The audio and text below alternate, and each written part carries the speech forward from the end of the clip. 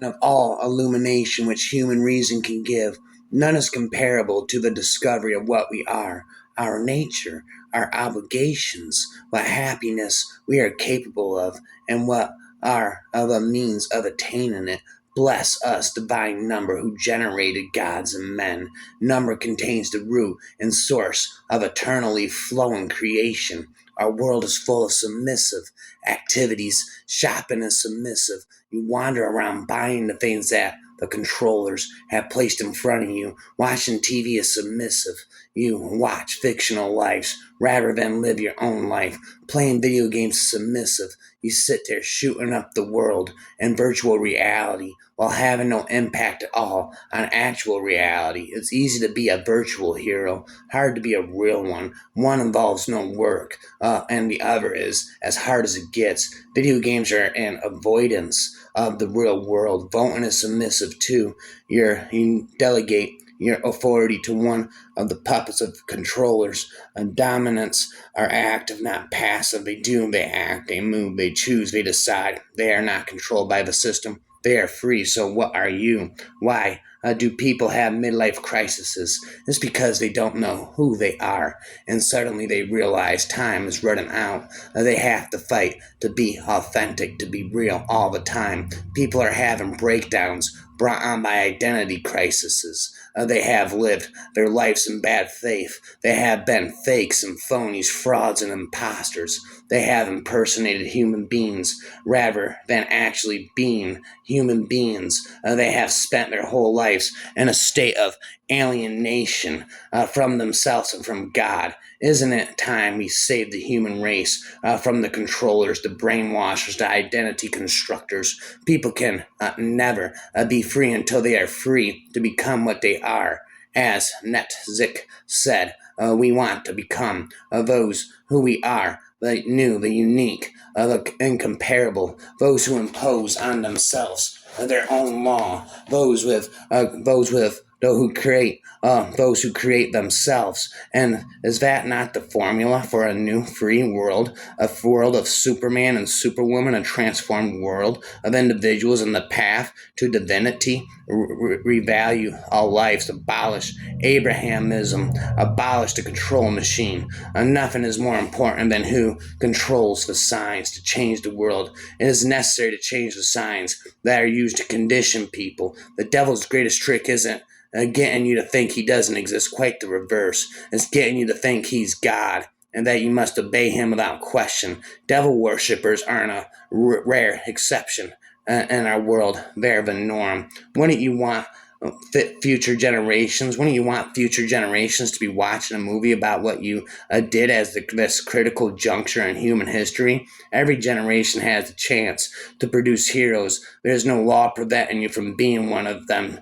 Too many people think that heroism is something other people do. No, it's your responsibility. Reason, not faith. Good deeds, not faith. Knowledge, not faith. And these signs we shall triumph. There's no point in waiting for God. He never arrives. And what's the whole point? It's in Dante's limbo. The Ignavi are always waiting. Their crime in life was that they preferred to wait until everything was decided rather than commit themselves to a cause when its prospects were uncertain. And now they are condemned to wait forever in the vestibule of hell. Anyone can jump on a bandwagon. The heroes are those who got involved long before the bandwagon arrived. You have to find a cause and commit yourself fully. That's the first step in giving meaning to your life.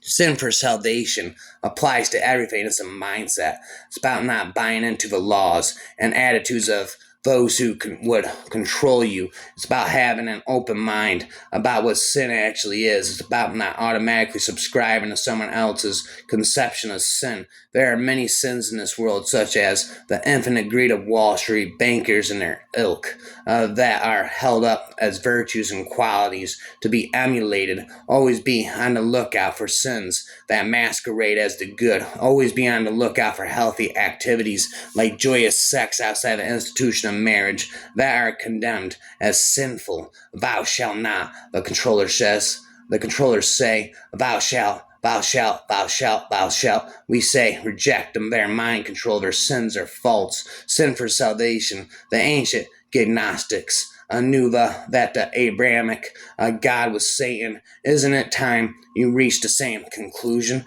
People should aim to make contact with their divine spark, to release their inner divinity, to transform themselves beyond recognition and express their higher hidden selves to become God. Ancient Gnostic sects held that the good of the Old Testament was the devil, that the God of the Old Testament was the devil in the Bible, his evil meshes to corrupt humanity. Can anyone doubt that they were right? Read the Bible for yourself, learn the horrific truths of Abrahamic faiths are satanic. Can the movement change the world? That depends on the merit, intelligence, a zeal, and commitment of its members. Can you make a difference? Join the movement. The future is ours if we choose to seize it. What has been the greatest obstacle to human progress? Abrahamism. How can humanity ascend to the heavens by bringing the reign of terror of the God of Abraham to an end? The terror God has had his day. It's time for humanity to move on. No ordinary person in history has willingly gone into war on behalf of the rich elite. It has been said that no one would ever fight in the name of capitalism. There are no martyrs for capitalism, no fiery, inspiring speeches, no people pledging to fight for it to their last breath. Who would go to the stake for the credo? Greed is good. Capitalism never stirs the blood. It makes no contact with people's souls. It has no heart. It's all about the profit principle. It's about private wealth and public exploitation. People would fight against capitalism, never for it, so capitalism cunningly rebranded itself as freedom and democracy. And those are things for which people would and do fight. Whenever you hear the rhetoric of freedom and democracy, you can be sure you are listening to the propaganda of a cabal or a super rich capitalist manipulating you to fight on their behalf in defense of their extortionate profits, dumb hypocrisy, political system in which stupid people think they have power when in fact all decisions are taken by the rich. Freedom and democracy. Only the most stupid people on earth would fall for the lies of the rich. Freedom for what? To go shopping for capitalist goods. Democracy, freedom to vote for whomever the rich elite people put on your ballot paper. Wake up. It's up to us. No one is coming to help us. If we don't make the effort, no one else will. It's time for the twilight of the idols. It's time for a new dawn, a new humanity, a new world order. It's time for the dawn of the gods. One of the greatest tragedies of the world is the way it was wasted so much female potential. Half the world has been sold the idea that they should sit in the corner playing with dolls and staring in the mirror. It's time for women to regain the status they had in the pagan cultures based on the worship of the goddess. Women are half of the equation for creating a new humanity. This time we need to get the right answer. Men and women are different. That's not the problem. It's powers are the dialect that drives us forward. The aim is to get the best of both worlds and achieve higher and higher syntheses. It's outrageous that women have been forced to live in a male-dominated culture in the future. It needs to be an equal partnership, not a partnership that mindlessly treats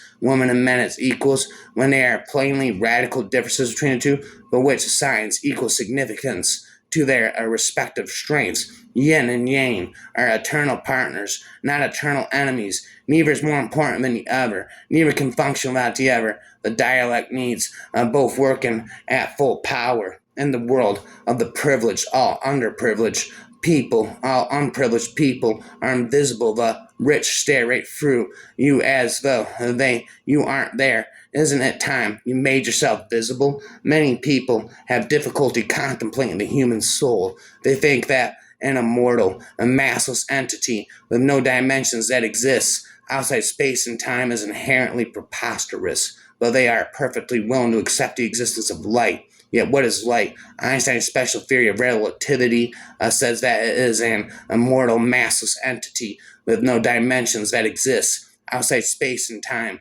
Hasn't the penny dropped yet? Since Einstein, we have had a scientific proof verified by countless experiments that something completely uncontroversial and unquestioned. Light has exactly the physical attributes commonly assigned to the soul. So it is. So is it any longer tenable to assert that the concept of a soul is scientifically ridiculous? If it is, then the concept of light must be equally ridiculous. If we took one further step of attributing mind to light, the theory of light will become the theory of souls. Dogs are enormously more attuned to analyzing human faces than they are those of other dogs. Isn't that astounding? Why is that? Because it's human beings that look after them, not other dogs. Dogs absolutely know on what side their bread is buttered, and it's the human side, not the doggy side. Dogs get more out of being with humans than they do with other dogs because that's how they've been bred and selected by humans. They are supremely unnatural creatures like toys that have come to life. A dog's whole purpose in life is to please its human master, not to form good relationships with other dogs.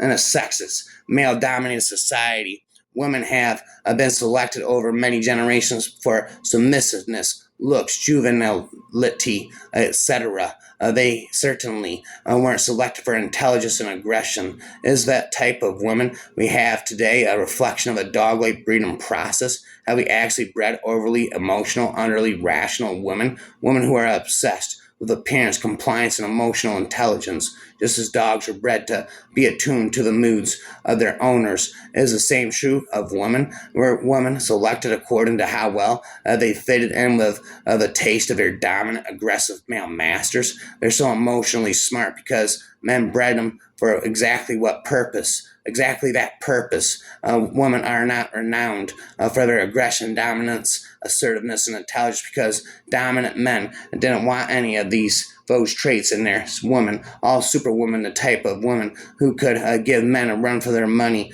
were disselected by a dominant male culture that didn't value talented women and just wanted subservient, pretty adornments.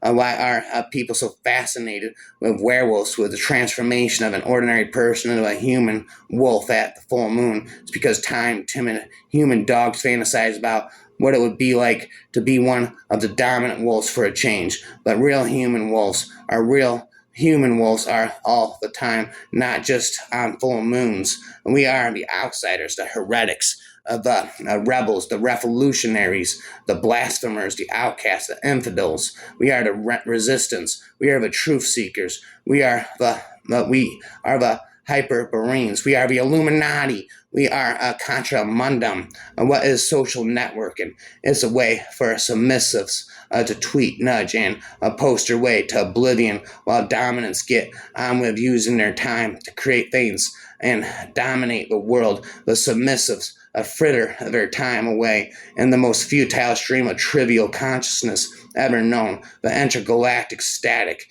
that provides the microwave echo of the Big Bang has come to life in the shape of Facebook and Twitter. Now we can hear the vacuum speak.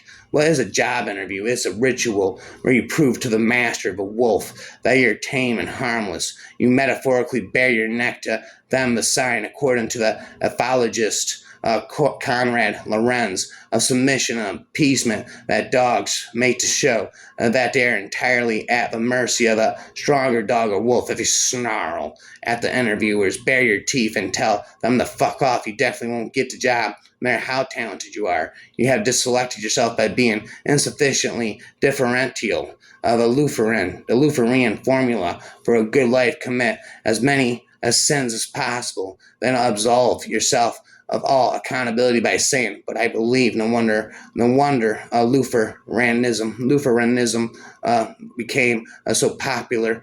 Social networking is the most brilliant manifestation yet of the elites, bread and circuses paradigm, whereas Caesar has had us to spend a fortune putting on shows for the plebs. The modern Caesar gets the plebs to entertain themselves on Facebook and doesn't cost him a cent. In fact, he can become a multi-billionaire out of it. What a result. The elite must always ensure that the masses are too preoccupied to ever think about the appalling world they live in to confront the realization that they are degraded second-class citizens in a two-tier society. God's truth is not in a holy book, is not delivered by prophets, has no connection with churches, synagogues, and mosques, with commandments and religious prohibitions, which with customs, rules, regulations, restrictions on diet and clothing, etc. God's truth is within us, and our task is to find the key that unlocks the direct knowledge of God. Everyone has the key, but many will never use it. And what has been the greatest obstacle to human progress? Abrahamism. How can humanity ascend to the heavens? By bringing the reign of terror of God of Abraham to an end. The terror God has had his day. It's time for humanity to move on. Many people have difficulty contemplating the human soul. They think that an immortal, massless entity with no dimensions that exists outside space and time is inherently preposterous, but they are perfectly willing to accept the existence of light. Yet what is light? Einstein's special theory of relativity says that it is an immortal, massless entity with no dimensions that exists outside space and time. Hasn't the penny dropped yet since Einstein? Rhyming again, rhyme. One of the greatest tragedies of the world is the way it has wasted so much female potential, rhyming resential. The greatest enemy of enlightenment is common sense. In day-to-day life, common sense works, which is why ordinary people revere it. Most managers in the workplace are good at common sense, i.e., knowing how to play the system, to obey the rules, to pander to higher managers, to avoid radical ideas, to highlight their modest successes and blame others for their failures, and to stick firmly within the domain of the conventional, acceptable, and uncontroversial. Unfortunately, they're hopeless at everything else. All geniuses, on the other hand, can see far beyond the realm of common sense. They use imagination, intuition, and visionary ideas as their guides, not the trivialities of common sense. What would you rather be, a middle manager with a comfortable common sense life, or a genius who has unlocked the door to the mysteries of existence? Tragically for humanity, most people aspire to be middle managers. That's the extent of their ambition. That's as far as their horizons stretch. These are the sort of people that Niet scornfully branded as last men. It's time to make your stand. It's you against the world. It's your contra mundum. The world is hell, but a good, rational people of strong will can convert it into paradise. The revolution will be life. And where will you be in the historic pictures, being beamed around the world, or watching at home in your comfortable seat, just as you have watched everything else, including your whole life passing you by? Changes and the responsibility of others, it's yours. The Gnostic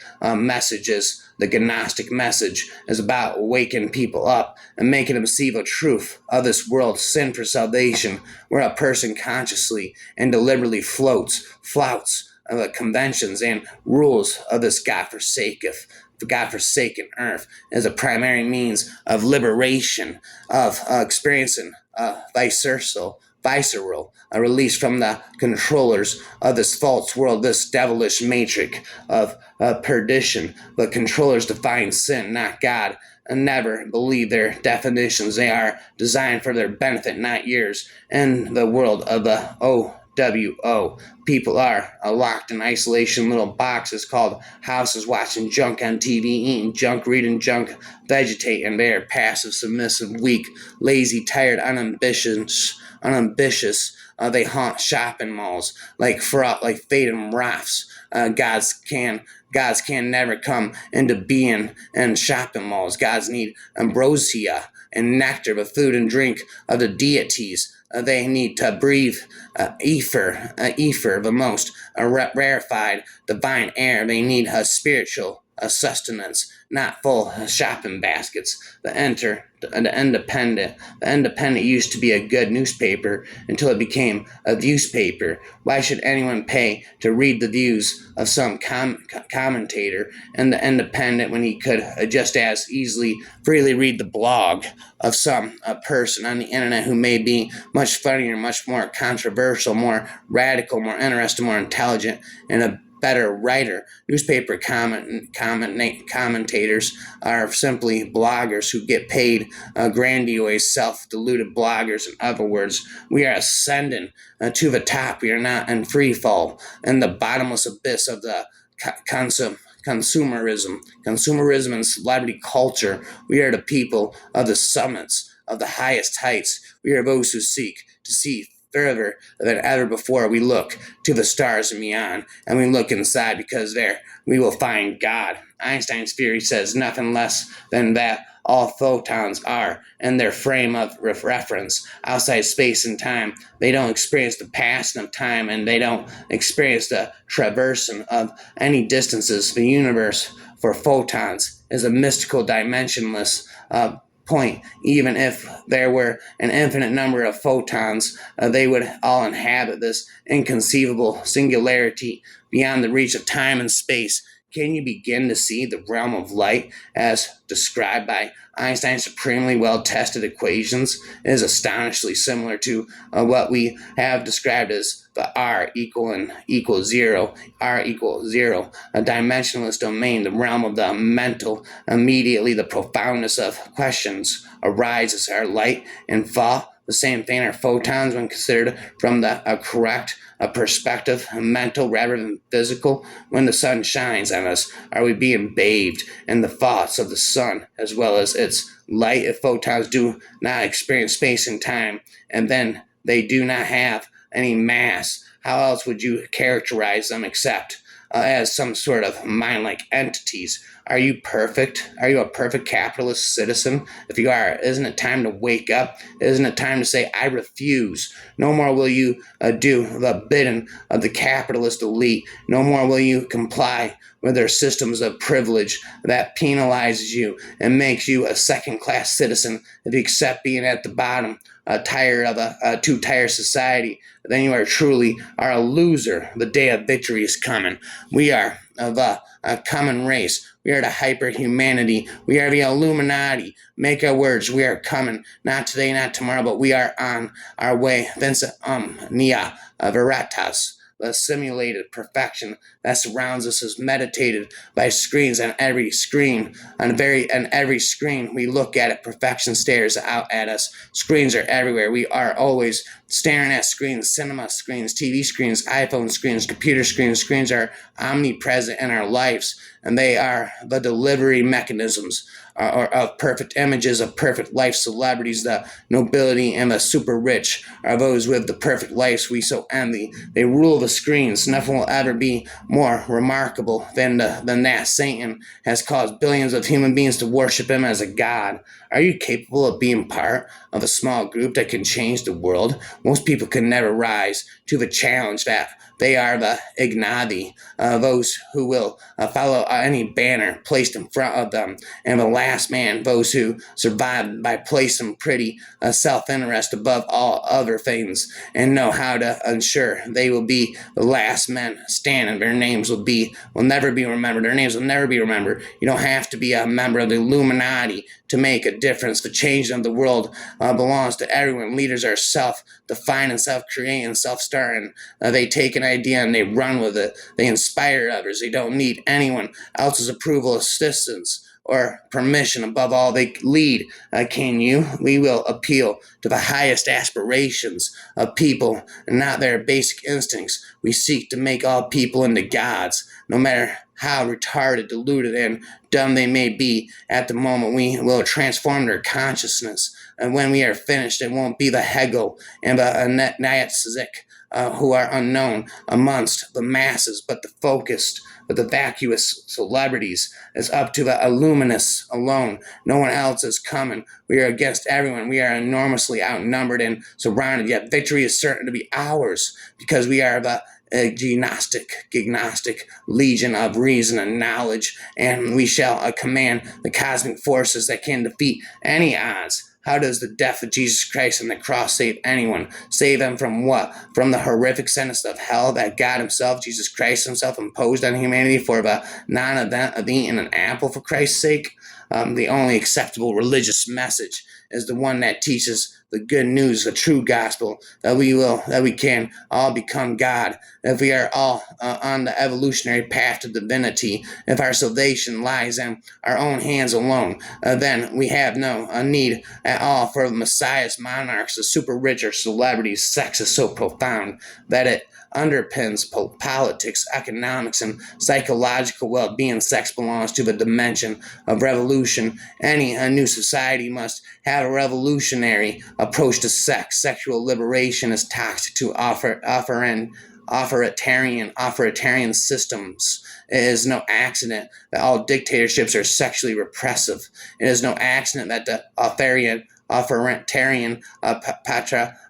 patriarchal, Abrahamic religions despise and fear sex. The elite control the sexual space, and through that they control you. A free society is sexually free, and not just in name but in deed. One of the primary aims of any healthy society should be to promote the highest quality sex and to remove all of the restrictions and taboos that are imposed on it. Imagine what we could achieve if everyone were given a proper chance in life rather than being herded, controlled, and patronized by the powers that be. Eventually, all of the new voices on the internet will amount to a great shout of a devil. A rebel without a cause, spitting rapping, spitting never ending, that will bring down the walls of the power elite like the tired walls of old Jericho. Don't let anyone crush your creativity. Don't let anyone censor you. Don't let anyone control you. Say no to the Abrahamists. You are not to blame. Your attention, please. This is not a rehearsal. This is not a drill. This is your life. Make the most of it. Become a hero. Bring the ultimate cosmic journey, your journey, to its appointed end. Become God. Our world will be far better off adopting communes as the fundamental unit of society. As a stroke, people will be far more cooperative, and the deadly cutthroat, soul-destroying game theory competition between families will at long last come to an end. Sinister governments love the family because it is the ideal means for spreading the ideology of divide and rule. If families are all working against each other in a ferocious contest of self-interest, they will pose no threat to the entrenched elite, a world to the unwise. You cannot use a system that denies truth to say anything at all about the truth. Any belief system that rejects truth has no relevance whatsoever to truth, and you cannot use such a system to validly address any truth at all. That's why the Illuminati is a gatekeeper to any major platform within the public eye. They promote that humans can become gods. A social network, and while it certainly has some potentially valuable uses, is sadly much more likely to be viewed as one of the most sinister developments in the world history, making the controllers of the social networks the richest and most powerful people in the world, and making billions of people fritter their lives away with keeping their status up to date. Never forget, if you're on Facebook too much, your status is always losers. We demand the economic empowerment of the masses through an enormous redistribution of wealth from the unprivileged to the people. We demand a system of total social mobility, i.e., we demand the complete abolition of the force obstructing social mobility privilege. We demand that those people living on the margins, the fringes of society, be restored to the mainstream and have their dignity returned to them. Nobody people versus somebody people. It's time for the nobodies to win. Why is it that we, the Illuminati, are the only people on earth willing to expose the criminality that lies at the heart of Abrahamism? Why is this subject glossed over? What's the point of having laws against murder and human sacrifices if religions sanction these things? Mediocrity seeks to find the violinist and everyone to create a human orchestra capable of playing the Pythagorean music of the spheres, an orchestra in which humanity has become divine. You can hear the music normally available only to God. Our goal is simple. Rather than wait for enlightenment to come to us, we are seeking enlightenment. We are not waiting to stumble upon God. We are seeking to actively grow towards the objective of becoming God ourselves, so that we may join Him spiritual living on Mount Olympus Isn't it time the world grew up and left the childish past behind? Isn't it time we move beyond torture gods and nightmares of infinite punishment and hell? Isn't it time we started living up to our divine potential and becoming all we can be? There are no limits, whatever, to how far we can go if we are bold and brave enough. What is virtual reality? It's where people hide from what real reality is. Virtual reality is where people hide from what real reality is. The Illuminati is real reality. That's why they are the gatekeepers to any major platform within the public eye. They promote that that people can become gods. Nah, da da da, ka ka ka.